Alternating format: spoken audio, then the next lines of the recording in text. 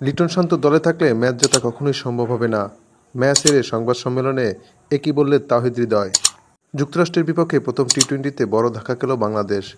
Top order ব্যাটারদের ব্যর্থতার পরেও হৃদয়ের ব্যাটে লড়াইয়ের পুঁজি পায় বাংলাদেশ।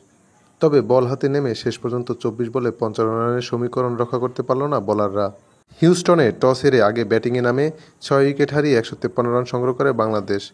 ব্যাট করতে ব্যর্থ হয়েছেন লিটন দাস, সৌম্য সরকার, নাজমুল হোসেন শান্ত। অবশ্য হৃদয়ের ব্যাটে মান বেঁচেছে বাংলাদেশের। তাকে যোগ্য সঙ্গ দিয়েছেন মাহমুদুল্লাহ রিয়াদ, তবে তা জয়ের জন্য যথেষ্ট ছিল না। এদিকে বাংলাদেশের এমন হারের পর সংবাদ সম্মেলনে এসে তাওহিদ হৃদয় বলেন, এমন হার মেনে নেওয়া কষ্টকর। প্রতিটি ম্যাচে আমাদের টপ অর্ডাররা ব্যর্থ হচ্ছে, ভালো খেলতে পারছে না। খারাপ খেলার প্রতিযোগিতা নিয়ে ব্যাটাররা মাঠে নামে।